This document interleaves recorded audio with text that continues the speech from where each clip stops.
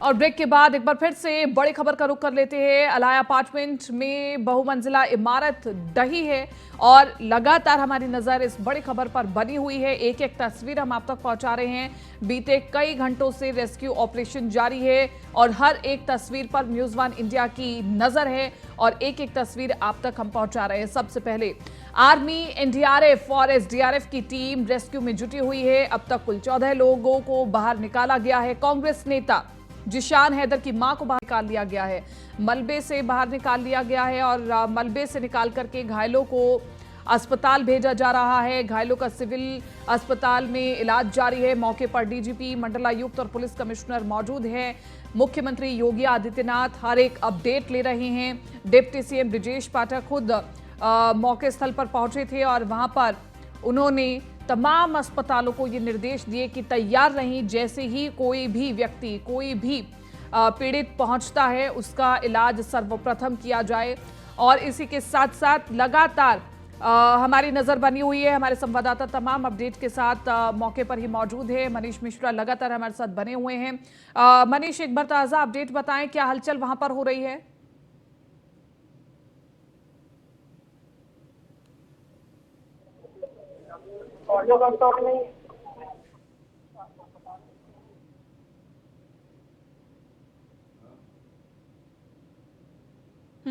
मनीष, ठीक है, लौटते आपकी आवाज थोड़ी नहीं पहुंच पा रही है और लगातार मनीष एक एक तस्वीर को कैप्चर कर रहे हैं, एक एक अपडेट हम तक पहुंचा रहे हैं और हम समझ पा रहे हैं न्यूज़ वन इंडिया के कैमरे के माध्यम से कि वहां पर क्या क्या हो रहा है। Manish, over to you.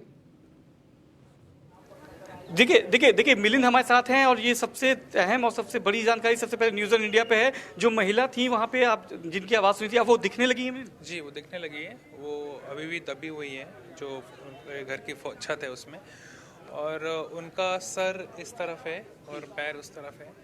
फिर से हम लोगों ने वही सारी टेक्निक्स लगाई थी, एनडीआरएफ एसडीआरएफ ने। सो अब ये फाइनल अप्रोच है। तो वो रिस्पांस अभी भी कर रही है? अब वो काफ़ी थक सी गई है, स्वाभाविक है, इतना सारे घंटे हो गए। तो जी, तो अब बस अब निकलने ही वाले हैं। टाइम लग सकता है मिलिंद? और आधा पौन घंटा। बहुत बहुत धन्यवाद। कि देखिए मिलिंद ने सबसे अहम जानकारी, एक्सक्लूसिव जानकारी है कि जो महिला थी उनकी लोकेशन मिल गई है, वो दिखने लगी हैं। उनका जो जिस तरह से ग्रिल काटा जा रहा है उस तरफ उनका पैर है और हालांकि बहुत ज़्यादा थक गई हैं, बुजुर्गवार महिला है। माना जा रहा है कि उनको लेके सबसे पहले जो बताया गया था, जिनके पास ऑक्सीजन की कमी बताई थी, उनको ऑक्सीजन लेके और उनसे लगातार कॉन्टैक्ट किया जा रहा है। सबसे राहत की खबर यह है कि अब एनडीआरएफ और एसडीआरएफ की जो टीम है वो उनके संपर्क में है और किसी भी पल माना जा रहा है कि आधे घंटे से कम का समय लग सकता है कि जब उनको निकाले जाए। ये सबसे ज्यादा एक तरीके से टेंस और सबसे ज्यादा पैनिक सिचुएशन होती है। आप समझिए कि जब आपको जो शख्स है जिसको आप रेस्क्यू कर रहे हैं वो दिखने लगता है, तो फाइनल जो कटिंग्स होती हैं, जो फाइनल जहाँ पे ड्रिलिंग होती है, वो सबसे इंपॉर्टेंट होता है कि किस तरीके से आप बिल्कुल उस तरीके से बहुत करीब में रहते हुए उनको ज्यादा तकलीफ ना हो, उनको कोई चोट ना आए, जो टीम है वो ज्यादा चोट ना हो, उसको पूरा ध्यान रखते हुए ये पूरी चीजें निकाली जाती है। तो फाइनल रेस्क्यू यहाँ पे चल रहा है और माना जा रहा है कि आधे से पौन घंटे के बीच में ये जो टीम है ये उन महिलाओं को भी सकुशल निकालने की तैयारी कर ली है। तो जिसके से 13 से 14 घंटे का समय हो चुका है यहाँ पे और लगातार न्यूज़ वन इंडिया की टीम यहाँ पे लगी हुई थी। हमारे तमाम सहयोगी एसके वाजपेयी, नीलेश चौहान, ब्रिजेश जी लगातार यहाँ पे लगे हुए थे, पल पल खबर दे रहे थे और अभी भी हम लाइव तस्वीरें यहाँ पे दिखा रही हैं। और एक वादा भी हम करते हैं, न्यूज़ वन इंडिया की जो टीम है वो जिस तरीके से पूरी रात जगी है और इस जो हादसा हुआ है इसके बाद भी प्रशासन को जगाती रहेगी, उनसे सवाल करती रहेगी कि आखिर ये हादसे कब तक चलेंगे, क्या ये हादसे फिर से दोहराए जाएंगे? कि प्रशासन जिस तरीके से अभी जो रात भर जो जगह है, क्योंकि वो दर्द, वो पेन हम समझ पा रहे हैं कि अगर कोई महिला मलबे के अंदर 12 से 13 घंटे के भीतर अंदर दबी हुई है, उसके ऊपर क्या बीत रही होगी। लेकिन सवाल पूछा जाना चाहिए दोषियों से कि बताइए, अब इतना बड़ा हादसा हो गया है, आखिरकार क्यों इतनी बड़ी लापरवाही हुई? निश्चित तौर से ये सवाल लगातार न्यूज़ इंडिया की टीम जो पूछेगी, जिस तरीके से जो प्रशासन है जो लगातार यहाँ पे 13 घंटे से जग रहा है, एक पैर पे खड़ा है, क्या यही तत्परता दिखाएगा? क्या ये प्रशासन अब उनकी आंखें खुलेंगी? क्या अब वो जगेंगे? ये सबसे बड़ा सवाल है कि इस हादसे के बाद फिर से अपनी आंखें बंद कर लेंगे और आगे की कार्रवाई में फिर से लीपापोती होती रहेगी, जिससे कि क्योंकि सबसे इम्पोर्टेंट चीज़ होती है कि बिना मिली भगत के इतनी बड़ी इमारत नहीं खड़ी हो सकती जिसका कोई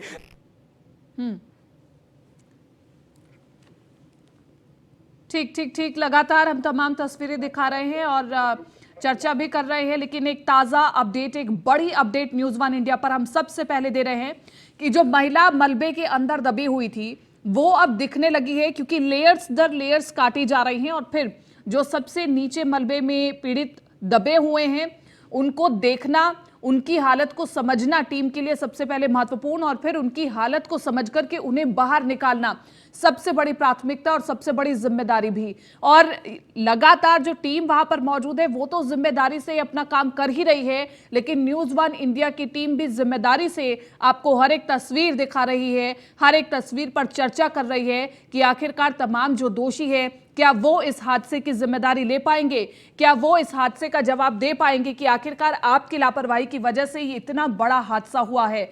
मनीष, आप हैं हमारे साथ? मेरी आवाज मिली आपको? हाँ हाँ मनीष, क्योंकि ये कहा जा रहा है कि मुख्यमंत्री आवास से महज 1 किलोमीटर की दूरी पर ही ये हादसा हुआ है। बड़ा सवाल ये है कि इतनी प्राइम लोकेशन पर ही कैसे अवैध बिल्डिंग खड़ी हो सकती है? 4 फ्लोर तक की बात हुई थी और जहां तक जानकारी है 5वां फ्लोर भी बनाने की तैयारी थी।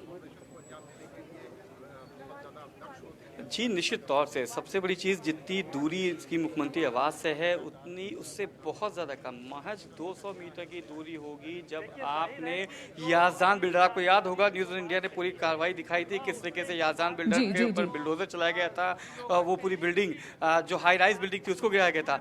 वही बिल्डर है, महज 200 मीटर की दूरी है और वहाँ पे एक कुछ दिनों बाद ही मान के 1 महीने से कम का समय है जब वो इतना बड़ा हादसा होता है। तो आप जब पूरे उत्तर प्रदेश में ऐसी आप एक क्रिया चलाते हैं, एक प्रतिक्रिया चलाते हैं, एक काम, एक तरीके का पूरा एक मिशन चलाते हैं, एक ही जिस तरीके की अवैध बिल्डर से उनके ऊपर कार्रवाई की जाए, तो 200 मीटर की दूरी पे आप आके कैसे बंद कर सकते हैं? जहां 3 फ्लोर के ऊपर आपको परमिशन लेनी पड़ती है एक्स्ट्रा के लिए, वहाँ 5 मंजिला इमारत खड़ी होती है, वो भी 1-2 साल से नहीं 15 साल से खड़ी होती है। तो सबसे बड़ा सवाल कि आप प्रशासन अभी जब हादसा होता है तो पूरी रात जग रहा है, पर अगर आप पहले आके खोल लेते तो शायद आपको इतनी मेहनत न करनी पड़ती। तमाम लोग जो अपनी एक सांस के लिए लड़ रहे हैं उनको लड़ना नहीं पड़ता। ये सवाल सबसे बड़ा उठता है कि प्रशासन की नींद जब हादसा होता है तभी क्यों खुलता है, तब इतनी तत्परता क्यों दिखाते हैं, पहले अपनी तत्परता क्यों नहीं दिखाते हैं? क्यों नहीं पहले ये सवाल उठाया गया? आपके ऊपर जब कार्रवाई की जाती है याज़ान बिल्डर के ऊपर तो उनकी तमाम संपत्तियों की जांच क्यों नहीं की जाती है? क्या किसी अधिकारी को बचाने की कोशिश की जा रही है? क्या तमाम उन लोगों को बचाने की कोशिश की जा रही है उसके पीछे हो? सबसे अहमियत चीज है कि जब पर्दे के पीछे के लोग हैं, जब तक उनको सामने नहीं लाया जाएगा तब तक प्रशासन की नींद नहीं खुलेगी। ये थोड़ी देर की नींद खोलना, 13 घंटे आपको दिखा देना कि लगातार आप खड़े हैं, पर आपके ऊपर जो सवालिया निशान उठते हैं उसका जवाब भी आपको ही देना होगा। ये जो जवान लगे हुए हैं जो 13 घंटे से जद्दोजहद कर रहे हैं, बारिश हो गई, पूरी रात हो गई है, पानी बरसा है, हवा की रुख यहाँ पे तेज है, मौसम खराब है, उसके बाद भी अगर यहाँ पे खड़े हैं तो इनके लोग भी सवाल पूछेंगे, यहाँ की जो जनता है वो भी पूछेगी, न्यूज़ इंडिया भी सवाल पूछेगा कि आप जो पूरी रात आप जग सकते हैं। इसके पहले जो याज़ान बिल्डर है, तमाम बिल्डर की हम बात करेंगे, तमाम ऐसे बिल्डर हैं जिनके पर आप कार्रवाई की बात करते हैं, पर ये कार्रवाई तब क्यों नहीं करते जब बिल्डिंग बन रही होती है? तब कौन सी मिली भगत होती है? हरे पर्दे लगा दिए जाते हैं, उन पर्दे के पीछे की जो खेल होता है वो क्यों नहीं दिखता है? फाइलें जो चलती हैं उस फाइलों के ऊपर कौन सी ऐसी वजन होता है या फिर कौन सा ऐसा प्रेशर होता है जो आप काम करते हो उस समय नहीं देख सकते हैं?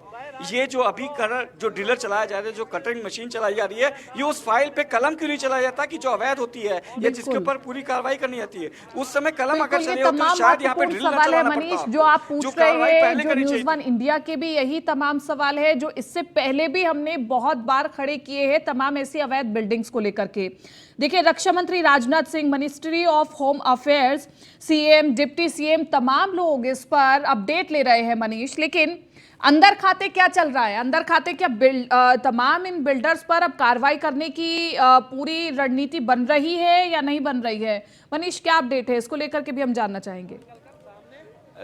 देखिए अभी की जो अगर हम बात करेंगे तो अभी की जो बात करेंगे कि जिस तरीके से पूरा काम काम किया जा रहा है, जिस तरीके से जो तैयारी की जा रही है। हालांकि अभी आप किसी से पूछेंगे तो बहुत बड़ी कानूनी कार्रवाई की जाएगी, कानूनी कार्रवाई के साथ उनके खिलाफ एक्शन लिया जाएगा। पर वो एक्शन, वो पेपर, वो जो एक्शन की बात होती है वो महज खाना पूर्ति तक रह जाती है। जब आप ऐसा हादसा देखते हैं, और वो भी 1 महीने के अंदर आप अगर ऐसा हादसा देखते हैं कि उसी बिल्डर के खिलाफ, सबसे बड़ी चीज है कि आप बिल्डर्स के खिलाफ एक अभियान चलाते हैं पूरे उत्तर प्रदेश में। तमाम आप अपने दावे करते हैं कि हमने ऐसे बिल्डर को पकड़ लिया, हमने उस बिल्डर के ऊपर कार्रवाई कर ली गई, हमने इस बिल्डर की कार्रवाई कर ली गई है। पर जब आपको देखना होता है, जब आपके पास हादसा होता है, जब आप पूरी रात जगते हैं, तो आपकी पोल कहीं ना कहीं खुल जाती है। आपको इसके ऊपर पर्दा नहीं डाल सकते आप। और जिस तरीके से न्यूज़ इंडिया पूरी रात जग के यहाँ पे कार्रवाई दिखा सकता है, तो इसके बाद की कार्रवाई क्या की है उन तमाम बिल्डरों पे, उन प्राइवेट बिल्डर्स पे, उन मिलीभगत उन अधिकारियों पे, वो भी सवाल पूछेगा और तब तक पूछता रहेगा जब तक आप उसके जवाब नहीं दे देंगे। ये यहीं पे न्यूज़ इंडिया की जो कवरेज है वो यहाँ नहीं खत्म होगी, और ये कवरेज तब तक चलती रहेगी जब तक तमाम इन बिल्डरों के हम कच्चे चिट्टे खोलेंगे जिसमें मिली भगत है। सबसे बड़ी चीज है कि आप अपने जो अधिकारी होते हैं वो कलम का प्रयोग क्यों सही से नहीं करते हैं। आप उस समय कलम का प्रयोग करिए, उस समय कठोर कार्रवाई करिए, ताकि ऐसे में आपको कठोर ड्रिल ना चलाना पड़े, लोगों को अपनी जान से खेलना ना पड़े, लोगों को कोई आप ज्यादा लोभन दे के आप ऐसे जान से खिलवाड़ ना करने पड़े। आज अगर सही कलम चली होती तो वो महिला जो अंदर अभी समय अपनी जिंदगी की जंग लड़ रही है, जो सांसों के लिए लड़ रही है, उसको लड़ना नहीं पड़ता। वो भी सुकून से अपने परिवार के साथ रह रही थी, वो रहती। पर जिस तरीके से आपने कार्रवाई नहीं की है और अब आप इस कार्रवाई की बात करते हैं, वो भी अधिकारी सिर्फ यहाँ पे जगने का काम करते हैं। सिर्फ यहाँ जगते तमाम वो एक्टिविस्ट भी होंगे, सिपाही हैं जो मनीष, तमाम वो एक्टिविस्ट भी होंगे जो लगातार आवाज उठाते होंगे ऐसी अवैध बिल्डिंग्स के ऊपर कि जो रूल्स है उसके अगेंस्ट जाकर के बिल्डिंग अपार्टमेंट दर अपार्टमेंट बढ़ाए जा रहे हैं, फ्लोर दर फ्लोर बढ़ाए जा रहे हैं। क्यों आखिरकार ऐसी एक्टिविस्ट की आवाज को दरकिनार कर दिया जाता है? चलिए एक्टिविस्ट छोड़िए, मीडिया अपना काम बखूबी कर रहा है, जिम्मेदारी से दिखा रहा है। न्यूज़ वन इंडिया लगातार दिखाता है कि कैसे एक के बाद एक इस तरह से अवैध बिल्डिंग बढ़ रही है। तो तमाम इन आवाजों को दरकिनार क्यों किया जाता है? आखिरकार मजबूरी क्या है इसके पीछे? दरकिनार नहीं किया जाता यहाँ पे, शायद ये कहना दरकिनार किया जाता है ये गलत होगा। उसको अनसुना किया जाता है, ताकि ऐसी जब बिल्डिंगें गिरें तो उसकी आवाज़ जब उनके कान में पहुंचे तब उनको एहसास हो कि हमने अगर उस समय आवाज़ सुनी होती तो शायद ये हादसा नहीं होता। उस समय अगर हमने इस चीज़ का एहसास किया होता तो आज जिससे अपनी ज़िंदगी की जंग लड़ रही एक महिला अंदर है, उसको ये एहसास करना नहीं पड़ता। ये सबसे बड़ी लापरवाही उन अधिकारियों की है जो मिली भगत करते हैं, साठगांठ करते हैं, अपनी इमारतें मजबूत करते हैं, अपनी नींव मजबूत करते हैं, अपने आने वाले लोगों के लिए नींव मजबूत करते हैं, पर दूसरों की नींव कितनी कमज़ोर है इसका ध्यान नहीं देते हैं। हरे पर्दे लगा दिए जाते हैं, जब बिल्डिंग का काम चलता है तो हरे पर्दे लगा के आपकी जांच होती है, तमाम अधिकारी आते हैं वहाँ पे औचक निरीक्षण करते हैं, मलबों की जांच करते हैं, पर बिल्डिंग तैयार होने के बाद वहाँ कोई नहीं दिखाया जाता है। तमाम होटलों की हमने जांच की थी। लेवाना बिल्डिंग का जब कांड हुआ था, आपको याद होगा, लखनऊ में आग को लेके, अग्निशमन को लेके कितनी चीजें बनाई गई थी, कितने लोगों पे कार्रवाई की गई थी, पर क्या हुआ था उसके बाद? क्या तमाम होटल बंद हो गए? सैकड़ों नहीं हजारों होटल ऐसे हैं जो अवैध हैं, बड़ा मिशन छेड़ने की जरूरत है। मनीष, केवल न्यूज़ वन इंडिया आवाज उठाएगा इतना ही काफी नहीं है, इसके लिए सभी को सहयोग करके आगे आना होगा। हम लौटेंगे मनीष आपके पास, हमारे साथ अश्विनी भी बने हुए हैं। अश्विनी से जानना ये बहुत महत्वपूर्ण है कि तमाम जो पीड़ित इस हादसे के स्थल से अस्पताल पहुंच रहे हैं उनकी हालत क्या है। अश्विनी, ताजा अपडेट बताएं। बिल्कुल, भगवान का शुक्र है, अल्लाह का शुक्र है कि सभी सुरक्षित हैं अभी तक। जितने भी लोग निकाले गए हैं, जितने भी लोग अब तक सुरक्षित निकाले गए, कोई भी हताहत नहीं है। लोग कह रहे हैं जाको राके साइया मार सके ना कोई। इस समय हम सिविल हॉस्पिटल में मौजूद हैं और यहाँ पर कुल 9 लोग लाए गए थे, जिसमें से 8 लोग अभी यहाँ पर हैं, जबकि 1 लोग को यहाँ से डिस्चार्ज कर दिया गया। निश्चित तौर पर कहीं ना कहीं सभी लोग शुक्र मना रहे कि 5 मंजिला इमारत धराशायी हुई और किसी की मौत नहीं हुई। निश्चित तौर पर ये ऊपर वाले का ही करम है, ऊपर वाले का ही आशीर्वाद है कि सभी लोग सुरक्षित हैं। डॉक्टर्स की यहाँ पर टीम अभी भी मौजूद है। डॉक्टर्स का एक बड़ा पैनल है जो लगातार निगरानी बनाए हुए है। डॉक्टर्स जो हैं पल पल पर जो मरीज घायल आए हैं उनसे हालचाल पूछ रहे हैं। हालांकि सभी खतरे से बाहर हैं, सभी सुरक्षित हैं। एक बच्चा था 8 साल का मासूम जिसकी जो भी घायल इस हादसे में हुआ था, लेकिन वो भी अब ठीक है। अब इस समय वो आराम से लेटा हुआ है। निश्चित तौर पर कहीं ना कहीं जिस तरीके से देखा गया था, इतना बड़ा भयावह हादसा हुआ था बिल्कुल। कि आर्मी तक बुलानी पड़ गई, लेकिन सबके बावजूद भी सभी का सकुशल होना कहीं ना कहीं ईश्वर का आशीर्वाद भी माना जाएगा। निश्चित तौर पर डॉक्टर्स की टीम लगातार हाई अलर्ट पर है। अभी भी रेस्क्यू जारी है। सेना तक लगाई गई है, एनडीआरएफ एसडीआरएफ की टीमें लगी हैं, लोकल पुलिस फायर डिपार्टमेंट सभी लगे हुए हैं और हर हालत में चाहते हैं कि जल्द से जल्द रेस्क्यू खत्म हो जाए। रेस्क्यू इसलिए जल्द खत्म हो जाए ना अश्विनी, हो जो जाए कि पीड़ित उनको अस्पताल में पहुंचे हैं, क्या वो कोई रिएक्शन दे पा रहे हैं? अगर वो नहीं तो फिर पीड़ित के जो परिजन वहां पर पहुंच रहे हैं वो क्या कुछ कह रहे हैं इस पूरे हादसे पर? बिल्कुल पीड़ित जहां पे एडमिट है वहां पर फिलहाल मीडिया को जाने के लिए मना किया गया है, क्योंकि डॉक्टर्स का कहना है कि आप लोग अगर आएंगे तो इलाज में थोड़ी दिक्कत होगी। ये सिर्फ जो आग्रह किया गया डॉक्टर्स की तरफ, जबरदस्ती नहीं किया गया। उन्होंने बाकायदा मीडिया से बातचीत की जी। और उनसे आग्रह किया कि आप लोग थोड़ा सहयोग करिए। निश्चित तौर पर सहयोग करना भी चाहिए ऐसे टाइम पर। हालांकि जहां पर इसमें हम मौजूद हैं, यहाँ पर परिजन कोई मौजूद नहीं है। हाँ। डॉक्टर्स ने जो परिजन थे उनको कहा आप रिलैक्स हो जाइए, सभी लोग खतरे से बाहर है। हाँ। और जो परिजन है वो उनके हॉस्पिटल के अंदर है। तो ऐसे में कहीं ना कहीं डॉक्टर्स की जो टीम है वो लगातार निगरानी की कर रही है। साथ ही साथ सिर्फ सिविल हॉस्पिटल नहीं, लखनऊ के 5 बड़े हॉस्पिटल हैं जहां जिनको अभी तक हाई अलर्ट पर रखा गया, जिसमें सिविल हॉस्पिटल जहां मैं मौजूद हूं। इसके अलावा केजीएमयू है, पीजीआई है, लोहिया अस्पताल है, बलरामपुर अस्पताल, ये डॉक्टर्स हैं जिनकी टीमें हैं इस समय हाई अलर्ट पे हैं। हालांकि अभी कितने लोग नीचे अभी दबे हैं मलबे में, ये कुछ कहना मुश्किल होगा, क्योंकि लगातार जो है राहत बचाव कार्य जारी है। और जो अगर माने तो जो जानकार उनका कहना है अभी 5 से 6 घंटे कम से कम लगेगा, जब वास्तविक स्थिति पता चल पाएगी कि आखिर वास्तविक स्थिति और रिजल्ट क्या रहा। हालांकि मुख्यमंत्री पूरे मामले पर निगाह बनाए हुए हैं। मुख्यमंत्री लगातार पल पल की अपडेट ले रहे हैं, हर आधे घंटे पर अधिकारियों से पूरा डेटा मांग रहे जी हैं, जी जी। जिसके चलते ही कहीं ना कहीं जो आला अधिकारी हैं, चाहे वो डीएम हो, चाहे वो मंडलायुक्त हो, चाहे वो एसीएस प्रमुख सचिव गृह हो, चाहे वो डीजीपी हो, सभी मौके पर हैं। कोई भी हिमाकत नहीं कर पा रहा है कि वो घटनास्थल छोड़ के जाने पाए, क्योंकि मुख्यमंत्री लगातार इन चीजों का जो है जानकारी मांग रहे हैं। निश्चित तौर पर बड़ा हादसा है, तो ऐसे में कहीं ना कहीं इस हादसे को लेकर के पूरा जो सरकारी अमला है वो हाई अलर्ट पे है। डॉक्टर्स की बड़ी टीम इस समय मौके पर भी मौजूद है और अस्पतालों में भी डॉक्टर्स की टीम जो है वो अलर्ट पे है। डॉक्टर्स लगातार जो है निगरानी कर बिल्कुल रहे हैं बिल्कुल, घायलों डिप्टी की। सीएम ब्रिजेश हालांकि पाठक ने भी कहा था कि तमाम जो अस्पताल है वो अलर्ट मोड पर रहे। और अश्विनी, आप भी लगातार हमें बता रहे हैं कि तमाम तैयारियां भी अंदर की जा चुकी है। और इसी के साथ साथ, ठीक है अश्विनी, मैं लौटूंगी आपके पास। हमारे साथ लगातार मनीष भी बने हुए, क्योंकि घटनास्थल पर भी जानना जरूरी है कि अभी क्या कुछ ताजा हालात वहां पर दिखाई दे रहे हैं। मनीष, एक बार बताइए जरा कि क्या ताजा अपडेट है? जिस महिला का जिक्र हो रहा था, क्या उसे बाहर निकाल लिया गया है या फिर ये ऑपरेशन कहां तक पहुंचा है? इसके बारे में ताजा अपडेट।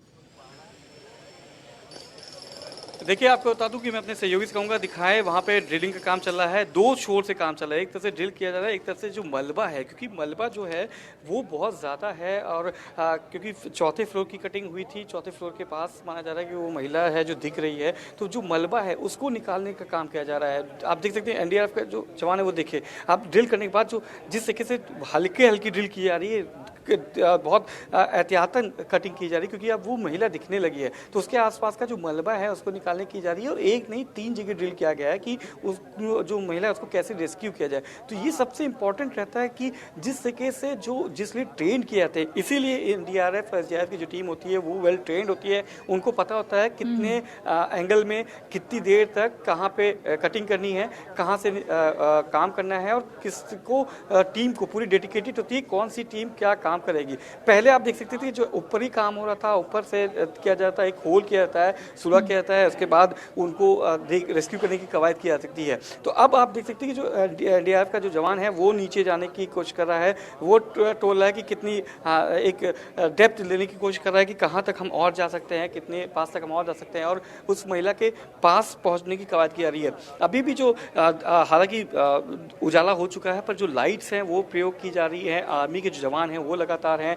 मेडिकल की टीम को अलर्ट पे कर दिया गया है कि किसी भी वक्त उस महिला को बाहर निकाला जाता है, तो मेडिकल की जो टीम है वो पूरी अलर्ट पे है। और जो अब आप देख सकते हैं जो एनडीआरएफ की जो नई टीम है वो भी आ गई है। 12 घंटे के ऊपर का समय हो गया, करीब 14 घंटे का समय हो रहा है, लगातार टीम कर रही थी। और माना जा रहा है कि उनसे कहा गया था कि हम रिप्लेस करने के लिए आए, पर उन्होंने मना कर दिया कि हम जो अभी काम कर रहे हैं, क्योंकि एग्जैक्ट लोकेशन जो टीम पिछले 14 घंटे से काम करी उसको एग्जैक्ट टीम पता है। वो समय अपना बर्बाद नहीं करना चाह सकते कि हम नई टीम आए उसको हैंड ओवर करें तो उसको चीज़ें बताने में जो समय यूज़ होगा वो नहीं कर सकते। तो उसको लेके कहीं ना कहीं जो चीज़ें हैं वो पूरी की जा रही है और जो तैयारियां पूरी की जा रही हैं। आप साफ आवाज़ सुन सकते होंगे, ड्रिलिंग है वो आप कर सकते हैं। और जिससे कि ड्रिल की जा रही है वो पूरी आप जो कंपन है वो जहां हम खड़े हैं इस एरिया में वो भी आप लगातार हम महसूस कर सकते हैं। तो लगातार जो जवान है, अब देखिए पहले एक जवान के था, उसके साथ दूसरा जो एनडीआरएफ का जवान है वो भी लगा हुआ है। और जो मलबा है उसको निकाला जा रहा है, थोड़ा थोड़ा करके उस मलबे को निकाला जा रहा है। और माना जा रहा है कि जिस तरीके से जितनी जल्दी हो एहतियातन आसपास का जो एरिया है, क्योंकि जब कोलैप्स होती है बिल्डिंग तो उसका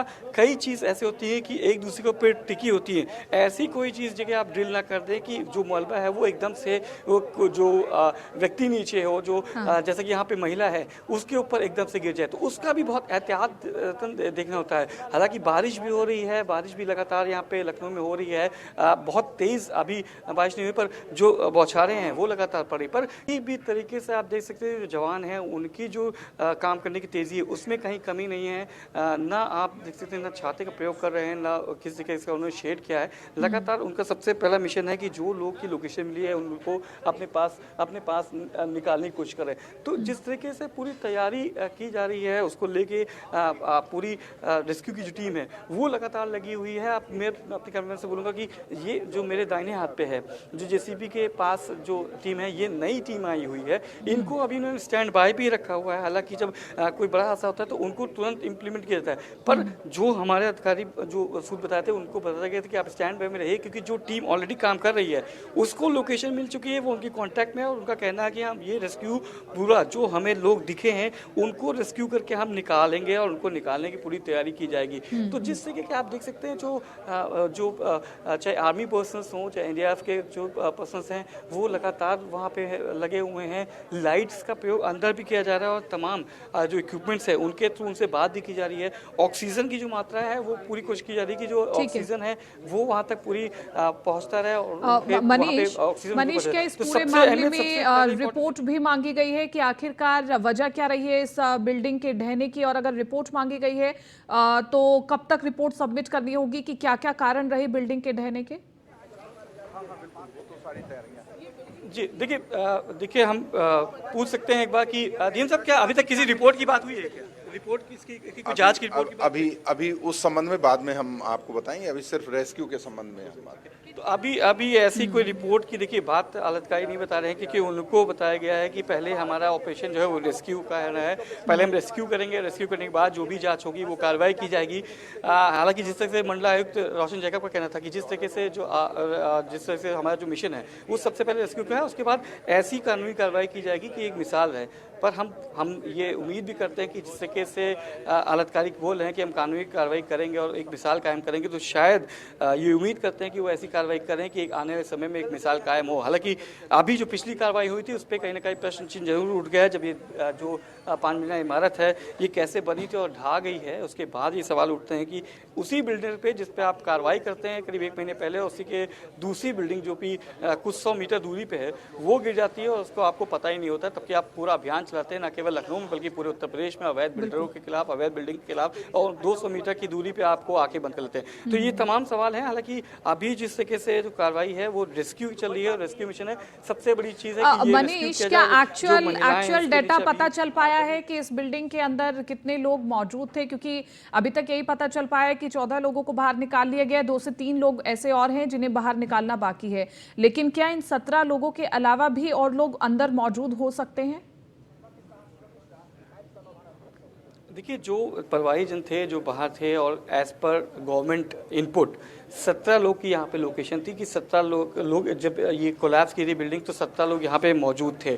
14 लोग को रेस्क्यू कर लिए गए हैं, 2 की लोकेशन मिल गई है, तीसरे के पास भी जो आवाज़ है, जो रोबोटिक साइंस के जो इक्विपमेंट्स है उससे उनकी आवाज़ लेने की कोशिश की गई है, उनकी लोकेशन मिली है। तो लगातार एक जगह नहीं, 2 जगह नहीं, 3 जगह ड्रिलिंग का काम चल रहा है और जो उनमें से जो एक महिला है जिनकी बताया जाता कि थोड़ी सी हालत नाजुक बताई जाती, जो बुजुर्ग महिला हैं उनकी लोकेशन मिल गई और वो अब दिखने भी लगी हैं। तो पूरी कोशिश की जा रही है क्योंकि एक ट्रॉमा हो जाता है, 12 से 14 घंटे हो जाते हैं, आप किसी मलबे के नीचे दबे होते हैं तो एक साइकोलॉजिकल ट्रॉमा भी होता है। साइकोलॉजिकल ट्रॉमा के चलते भी आप एक डिप्रेशन में आते हैं और जो सांस लेने की जो ऑक्सीजन की जो मात्रा होती है वो आपको एज पर नॉर्मल ज़्यादा यूज़ करनी पड़ती है, आप ज़्यादा ऑक्सीजन कंज्यूम करते हैं तो वो भी एक पैनिक सिचुएशन होती है। इसलिए उनके जो परिवारजन हैं वहाँ पे उनको भी खड़ा किया गया कि वो उनसे बात करते रहें, एक ढाढ़स बजाते रहें कि आपके साथ हम हैं, आप हमें दिखने लगे हैं, आपको हम बहुत जल्दी निकाल लेंगे। पर सबसे अहमियत चीज़ है कि जो शख्स या जो महिला इस समय अंदर है उसके ऊपर क्या बीत रही होगी ये आप समझ नहीं सकते। और ये छोटे-छोटे फैक्टर बहुत महत्वपूर्ण है कि जो मलबे के अंदर दबे हुए पीड़ित हैं उनका ढांढस बंधाया जाए, उन्हें प्रॉपर ऑक्सीजन पहुंचाई जाए, उन्हें वक्त रहते बाहर निकाला जाए, ये तमाम फैक्टर्स बहुत ज्यादा महत्वपूर्ण है। ठीक है मनीष, आप बने रहिए हमारे साथ, अश्विनी आप भी बने रहिए, तमाम अपडेट्स हम लेंगे। अलाया अपार्टमेंट में बहुमंजिला इमारत ढही है और इस बड़े हादसे को लेकर के एक एक अपडेट हम आप तक पहुंचा रहे हैं। बीते कई घंटों से रेस्क्यू ऑपरेशन जारी है, आर्मी, एनडीआरएफ और एसडीआरएफ की टीमें रेस्क्यू में जुटी हुई हैं। न्यूज़ 1 इंडिया की टीम भी वहां पर एक एक तस्वीर आपको दिखा रही है। अब तक कुल 14 लोगों को बाहर निकाला गया है, 2 से 3 लोगों की और फंसे होने की संभावना है जिन्हें बाहर निकालना है। कांग्रेस नेता जुशान हैदर की मां को बाहर निकाल लिया गया है, सपा प्रवक्ता अब्बास हैदर के परिवार को भी बाहर निकाल लिया गया है। मलबे से निकाल करके घायलों को अस्पताल भेजा गया है, घायलों का सिविल अस्पताल में इलाज जारी है। मौके पर डीजीपी, मंडलायुक्त और पुलिस कमिश्नर मौजूद हैं और इसके अलावा तमाम बड़ी अपडेट्स इस बड़ी खबर से जुड़ी हुई हम आप तक पहुंचा रहे हैं, एक एक तस्वीर आप तक पहुंचा रहे हैं। टीम तत्परता से जुटी हुई है कि एक भी व्यक्ति मलबे के अंदर रह ना पाए और मलबे के अंदर जो लोग दबे हुए हैं उनसे संपर्क करने की भी कोशिश की जा रही है, उन्हें महसूस करने की भी कोशिश की जा रही है ताकि अगर ये ऑपरेशन आगे हो तो फिर बड़ी सावधानी से और सफलतापूर्वक हो और अंदर से पीड़ितों को बाहर निकाल लिया जाए। लेकिन अभी तक जो इनपुट मिल रहा है उसमें ये कि 2 से 3 लोग अंदर दबे हुए हैं, दबे होने की संभावना है जिन्हें बाहर निकालना है। एक बड़ा ऑपरेशन है ये भी, पिछले 12 से 13 घंटे से ऑपरेशन चल रहा है और टीम तत्परता से जुटी हुई है। उत्तर प्रदेश पुलिस की भी नई टीम को बुलाया गया है और पुलिसकर्मियों को बुलाया गया है क्योंकि जैसे जैसे दिन बढ़ेगा तो फिर पैनिक सिचुएशन और बढ़ेगी। परिजन यहां पर पहुंचेंगे और परिजन जब पहुंचेंगे तो पैनिक सिचुएशन जरूर क्रिएट होगी। लेकिन तमाम तस्वीरों के साथ न्यूज़ 1 इंडिया लगातार आपको बना हुआ है और तमाम तस्वीरें हम लगातार दिखा रहे हैं। अलाया अपार्टमेंट में बहुमंजिला जो इमारत ढही है इसके ऊपर न्यूज़ 1 इंडिया के भी कई सवाल खड़े हो रहे हैं। न्यूज़ 1 इंडिया सवाल खड़े कर रहा है कि आखिरकार ऐसे बिल्डर्स की मनमानी कब तक चलती रहेगी, आखिरकार कब तक नियमों को धता बता करके अवैध निर्माण होते रहेंगे और कब आखिरकार इन बिल्डर्स पर कार्रवाई होगी, क्या प्रशासन की तैयारियां हैं, ये तमाम सवाल न्यूज़ 1 इंडिया खड़े कर रहा है और एक एक तस्वीर आप सभी के बीच में पूरी जिम्मेदारी के साथ पहुंचा रहा है, बता रहा है कि आखिरकार ये बड़े बड़े हादसे किसकी लापरवाही की वजह से होते हैं, ये बड़े बड़े हादसे क्यों नहीं रुकते हैं। और हमारी कवरेज लगातार सिर्फ यहाँ तक जारी नहीं है, इसके आगे भी हम पूरा अभियान चलाएंगे कि आखिरकार क्यों इन तमाम बिल्डर्स के ऊपर कार्रवाई नहीं होती, उन लापरवाह अधिकारियों पर कार्रवाई नहीं होती कि अवैध निर्माण हो रहा है तो उस पर कोई कार्रवाई ही नहीं हो रही है, बिना नक्शे पास हुए निर्माण हो रहे हैं, उसको लेकर के भी लगातार हम सवाल पूछते रहेंगे। मनीष मिश्रा लगातार हमारे साथ बने हुए ज्यादा जानकारी के साथ। मनीष, क्योंकि जो मुद्दित हैं वहां पर एक विशेष ऑपरेशन वो भी चला रहे हैं, उनके पास एक ऐसा डिवाइस जो पता लगाता है कि मलबे के अंदर कितने लोग दबे हुए हैं और क्या कुछ उनकी सिचुएशन है, इस डिवाइस के बारे में बड़ी चर्चा हो रही है। मनीष, जानना चाहेंगे इस डिवाइस के बारे में भी और ताज़ा अपडेट के बारे में भी। देखिए किटी, सबसे पहले आपको बता दूं कि जो तस्वीरें हैं वो आपको तस्वीरें दिखाने की बार फिर से कोशिश करूंगा। अब यहाँ पे जो महिला है उसके बहुत करीब पहुंच चुके हैं। मेडिकल जो टीम है उसको बुला लिया गया है, ऑक्सीजन की एक सिलेंडर बुला लिया गया है, स्ट्रेचर्स को वहाँ पे लगा दिया गया है कि स्ट्रेचर भी वहाँ मंगा लिया गया है। तो माना जा रहा है कि उस महिला के संपर्क में आ चुकी है अब एनडीआरएफ की टीम। वो पल जिसकी बहुत देर से प्रतीक्षा की जा रही थी कि कैसे वो महिला को बाहर निकाला जाएगा, उसको निकालने की जो कवायद थी उसमें कहीं ना कहीं अब वो आपको बहुत ज़्यादा देर का इंतजार नहीं करना पड़ेगा। आप देख सकते हैं कि जो डॉक्टर्स हैं उनकी टीम पहुंच चुकी है, जो आर्मी की जो डॉक्टर्स हैं उनकी टीम भी वहां पहुंच चुकी है और सामने जो टीम है पूरी वो रेस्क्यू के लिए वहां पहुंच चुकी है। ऑक्सीजन का एक सिलेंडर जो एक्सेस होता है कि जो बाहर निकाला जाता है तो उसमें आप तुरंत ऑक्सीजन आपको उनको देना होता है, वो ऑक्सीजन सिलेंडर भी वहाँ पहुँचा दिया गया है। आप देख सकते हैं मेरे सामने कि ऑक्सीजन सिलेंडर जो है वो सामने लेके एनडीआरएफ के जवान वहाँ खड़े हुए हैं, डॉक्टर की टीम वहाँ पे पहुँच चुकी है। सामने आपको एप्रन पहने हुए जो आर्मी की डॉक्टर्स हैं वो भी यहाँ पे पहुँचेंगे, क्योंकि जैसे ही महिला के संपर्क में आएगी, बाहर के संपर्क में आएगी, उसकी जो हालत है सबसे पहले प्राथमिकता दी जाती है। एरिया को आप देख सकते हैं कि ये जो एरिया है जहाँ पे एम्बुलेंस खड़ी है, अपने कैमरामैन से कहूँगा एम्बुलेंस दिखाने की कोशिश करें। ये एम्बुलेंस का जो रास्ता है जो वहाँ से वो उसको पूरा खाली कर दिया गया है। उसके बीच में जो मशीनें हैं उनको खाली कर दिया जा रहा है, रास्ता पूरा खाली कर दिया जा रहा है कि जैसे ही वो महिला को निकाला जाएगा उसके बाद सीधे उनको प्राथमिकता उपचार के लिए जो हॉस्पिटल है, सिविल हॉस्पिटल जो सबसे नज़दीकी हॉस्पिटल है वहाँ पे लेके जाएगा, जहाँ पे आरक्षित किए गए हैं बेड और वार्ड आरक्षित किए गए हैं। तो इस चीज़ को लेके जो काफ़ी लंबे समय से जहाँ पे हम देखे थे जो तैयारी करी थी, वहाँ पे जो एनडीआरएफ के जवान हैं वो पूरा नीचे तक पहुँच चुके हैं और माना जा रहा है कि अब वो पल किसी भी पल उस महिला को बाहर निकाला जा सकता है।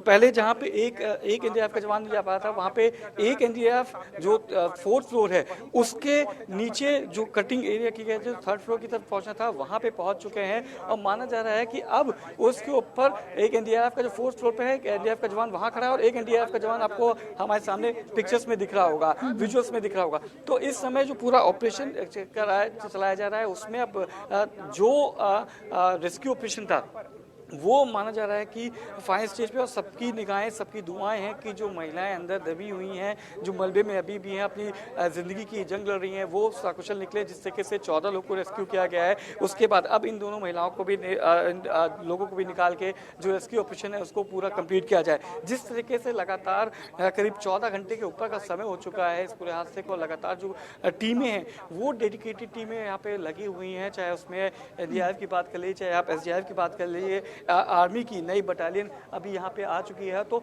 जो तमाम आलाधिकारी हैं वो भी यहाँ पे, डीएम यहाँ पे हैं, नगर आयुक्त यहाँ पे हैं, मंडल आयुक्त यहाँ पे हैं, इंद्रमणि त्रिपाठी जो कि एलडी की वीसी हैं वो भी यहाँ पे मौजूद हैं, पुलिस के आला अधिकारी यहाँ पे मौजूद है। तो जिस तरीके से जो काम किया जाता है, तैयारी की जाती थी, उसमें अब एक आप देख सकते हैं कि मैं अपने कैमरे में से कहूँगा तस्वीरें वहाँ की जरूर दिखाते रहें कि जिस तरीके की जो फाइनल तैयारी की जा रही है महिला को निकालने की वो अब पूरी अंदर की जा रही है। उस पूरे एरिया को देख सकते हैं कि इशारे से बोला जा रहा है कि जो एरिया है उस एरिया को खाली करते हैं आप, उस एरिया को दोनों तरफ से कॉर्डन ऑफ कर दिया गया है कि जो पाथ है, जो एक छोटा सा ग्रीन कॉरिडोर जिसको कहते हैं कि जल्दी से उस जो भी शख्स नीचे दबा हो वो जब निकलेगा तो उसको ले जाने में कहीं तकलीफ ना हो, कोई बीच में ना आए, किसी के रोना ना आए। उसके बाद ट्रैफिक को भी अलर्ट पे रखा गया है कि जैसे यहाँ से आप कंट्रोल रूम पे बोला जाएगा तो एक पाथ क्लियर कर दिया जाए कि जिस तरीके से जो यहाँ पे लोग हैं,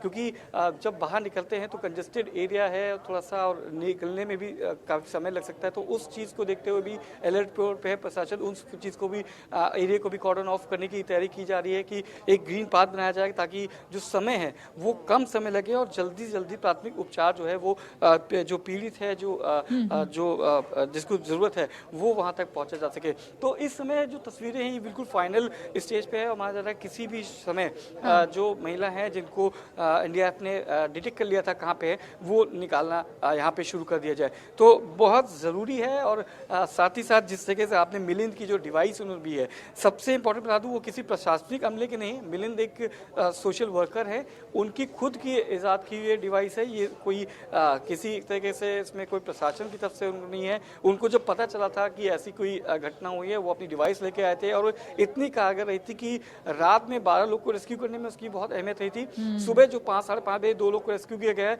उसमें भी उन्हीं की एग्जैक्ट लोकेशन दी गई थी। और अभी भी जो एनडीआरएफ को जो सफलता मिली है वो मिलिंद की वो डिवाइस है जिसके थ्रू ये आपको सफलता मिली है। तो कहीं ना कहीं से जो जागरूक लोग हैं, जिस तरीके से अपने आप से ऐसी चीज़ें बना के लोग की सेवा में आते हैं, उनकी आप प्रेरणा देखिए। और वहीं पे अगर आप देखेंगे कि वो अधिकारी हैं, शायद इनमें तमाम वो अधिकारी होंगे और टेलीविज़न पे देख रहे होंगे, हो सकता है मौके पे भी हों, जो इस अपने सामने बनी हुई बिल्डिंग या जिनके हाथ इस मलबे में दबे हों, इस मलबे को गिराने में जिसका हाथ हो, जो धक्का देने में हल्का हो, वो भी इस खबर को देख रहा होगा। तो आज उसको कहीं ना कहीं सोचना होगा कि अगर मैं पहले कार्रवाई करता या फिर मैं अपनी ड्यूटी अपने हिसाब से निभाता तो शायद कहीं ना कहीं ये हादसा ना होता। तस्वीरें हम लगातार आपको दिखा रहे हैं। और ठीक है मनीष, आप तस्वीरें कैप्चर करते रहिए, आप तक हम पहुंचेंगे। और इस बीच लखनऊ बिल्डिंग हादसे पर डीजीपी देवेंद्र सिंह चौहान ने क्या कुछ कहा है, ये आपको सुनवा देते हैं। जो स्टेटस है हमारा रेस्क्यू ऑपरेशन का, तो आपने देखा कि 2 हमने जो है महिलाओं को, अपनी बहनों को बहुत सुरक्षित तरीके से निकाल लिया। और कठिन था क्योंकि हम जब 5वें लेयर पे पहुँचे तब हमें उसमें एंट्री मिली जो है। और जो हमारा लास्ट जो आई थी रिकवरी में बहन जो है, तो उसके कथानुसार जो है 2 आदमी और थे, लेकिन अलग लेवल पे हैं वो। तो अब उनको निकालने की कोशिश हो रही है। और एक उस तरफ जो हमने किया है ड्रिल, तो एक व्यक्ति वहाँ पर है जो है। तो अभी हमारे पास में जो कंफर्म सूचना है वो 3 लोगों की है। अब तक हमने 5 जगह ड्रिल किया है यहाँ पे, तो अब ये चल रहा है अगला फेज़ जो है। और मुझे पूरा विश्वास है कि ये भी हम लोग सकुशल निकाल लेंगे जो है। साथ साथ बिल्डिंग हादसे में मिलिंद रोबोटिक्स साइंस एक्सपोर्ट की टीम मौके पर रेस्क्यू में जुटी हुई है। टीम न्यूज़ 1 इंडिया के साथ खास बातचीत की है मिलिंद की टीम ने, आपको सुनवाते हैं। लखनऊ के बिल्डिंग हादसे का करीब 12 घंटे समय ज़्यादा हो चुका है। 14 लोग बाचुकल निकाले जा चुके हैं और करीब 3 लोग का रेस्क्यू और चल रहा है, आप देख सकते पीछे। और सबसे इंपॉर्टेंट चीज़ इस रेस्क्यू में जो सबसे इंपॉर्टेंट चीज़ है कि लोगों की आहट सुनना, लोग की लोकेशन का पता करना। उसके लिए हमारे साथ मौजूद हैं रोबोटिक साइंस के काम करने वाले मिलिंद जी। मिलिंद, लगातार आप यहाँ पे हैं और सबसे इंपॉर्टेंट रोल प्ले कर रहे हैं। आप आवाज़ सुन के उनकी लोकेशन बता रहे हैं, तो अभी जो कि अभी लगातार लगे थे कि और कितने लोग अभी अंदर हैं, क्या लोकेशन आपको मिली है?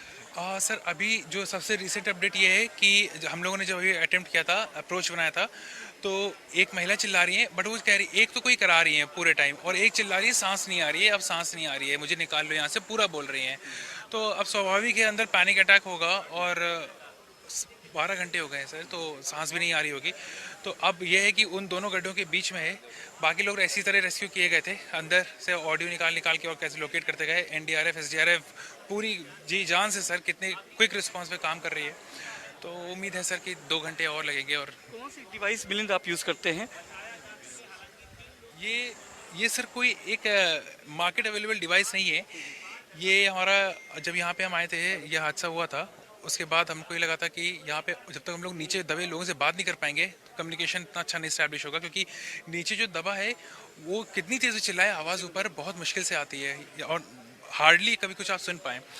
इस डिवाइस को फिर हम अपने वहीं पे हमारे एक प्रयोगशाला है, वहाँ पे गोमती नगर पे गए। हमने ये चीज़ जितनी जल्दी से डेवलप करी, अभी बहुत अच्छी हालत में नहीं दिख रही है ये, बट इसका पर्पस सॉल्व हो रहा है।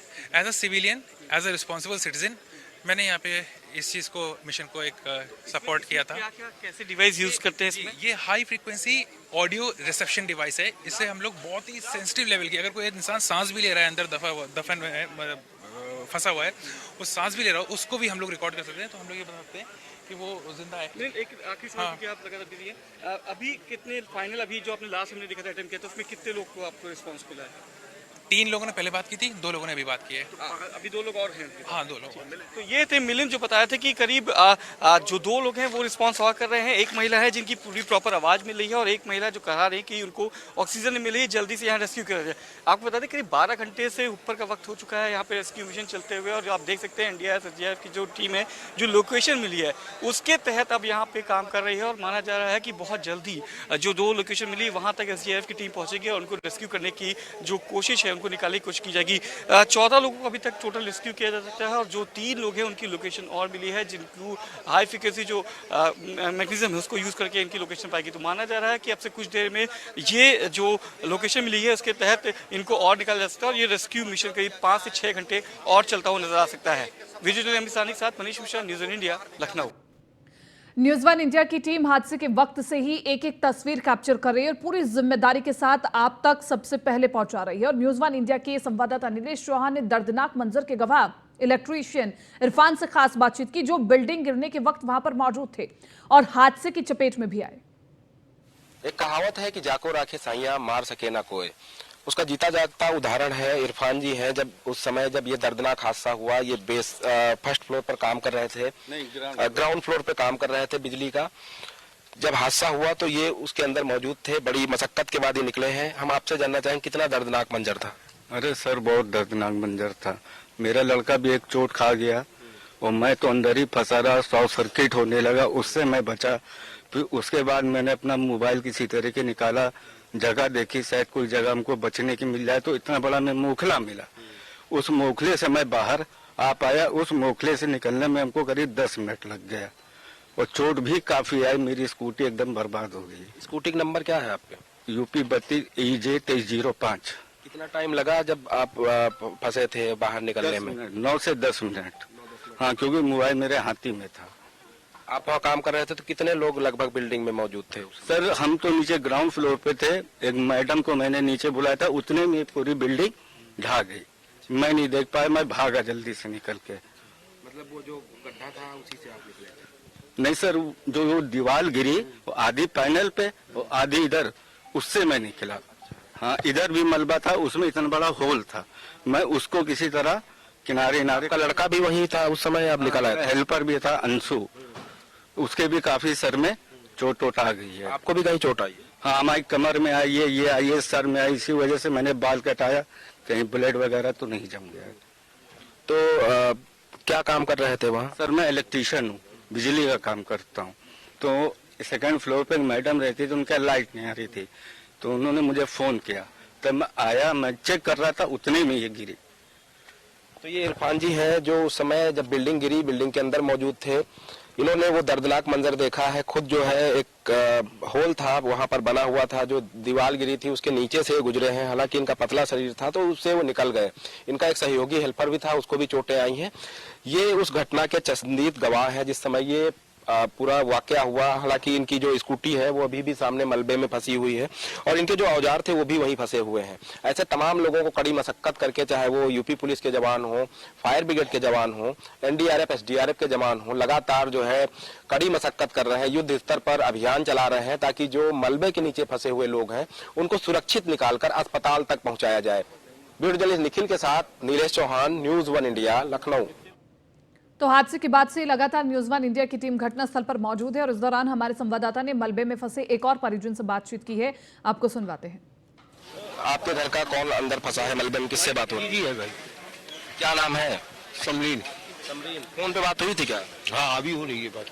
और कितने ऐसे लोग हैं जो अंदर फंसे हैं जिनसे मोबाइल पर? ये हम नहीं बता सकते आपको, ये तो वही लोग बता सकते हैं क्योंकि हमारा कांटेक्ट हमारी भतीजी से। तो भतीजी से जब बात हुई तो अंदर वो अभी ठीक है, कुछ दिक्कत? का एक पैर दबा हुआ है और वहाँ बिल्कुल अंधेरा है ना, तो वो बराबर कांटेक्ट कर रही है। उसके कम करने को कह दिया कि कहीं ऐसा ना हो मोबाइल उसका वो चार्ज होगा। तो लगातार इनकी भतीजी है वो अंदर फंसी हुई है, अंधेरा है, वहाँ पर लाइट नहीं है, मलबे में फंसी है, साथ ही साथ उसका पैर भी मलबे में दबा हुआ है। लेकिन वो मोबाइल पर लगातार अपने परिजनों के कांटेक्ट में है। वो पल पल का हाल बता रही कि कैसे वहाँ पर माहौल है, क्या कुछ है। हालांकि जो पुलिस प्रशासन है, NDRF है, SDRF है, साथ ही साथ भारतीय सेना के जवान हैं, वो लगातार प्रयास कर रहे हैं कि मलबे में फंसे हुए लोगों को शीघ्र बाहर निकालकर अस्पताल पहुंचाया जाए ताकि उनको समय पर इलाज कराया जा सके। ब्यूरो जर्नलिस्ट निखिल के साथ नीलेश चौहान, न्यूज़ 1 इंडिया, लखनऊ। तो एक बड़ी अपडेट इस बीच आपको दे देते हैं। सिविल अस्पताल में भर्ती सभी घायल खतरे से बाहर हैं, ये राहत की खबर है। 9 लोगों को कुल सिविल अस्पताल में भर्ती कराया गया था और एक घायल को डिस्चार्ज किया गया, अन्य का इलाज जारी है। CMO लखनऊ मनोज अग्रवाल पहुंचे सिविल अस्पताल, घायलों का हालचाल ले रहे हैं, डॉक्टरों से भी जानकारी ली जा रही है। तो ये बड़ी खबर हम आपको बता रहे हैं, घायल को डिस्चार्ज किया गया है, अन्य का इलाज जारी है और इसी के साथ साथ अभी जो पीड़ित वहां पर पहुंच रहे हैं उनकी हालत जो है वो खतरे से बाहर है, ये राहत की बात है। तमाम जो डॉक्टर्स हैं वो एक एक स्थिति पर नज़र बनाए हुए हैं, सभी अलर्ट मोड पर हैं और खुद यहाँ पर सीएमओ भी पहुंच करके जानकारी ले रहे हैं कि मरीजों का हाल क्या है। और जैसे ही कोई भी पीड़ित मलबे से बाहर निकलता है उसे तुरंत शिफ्ट किया जाता है अस्पताल में और तुरंत उसे प्राथमिक उपचार दिया जाता है ताकि जिंदगी सेफ रहे, ये सबसे ज़्यादा महत्वपूर्ण है।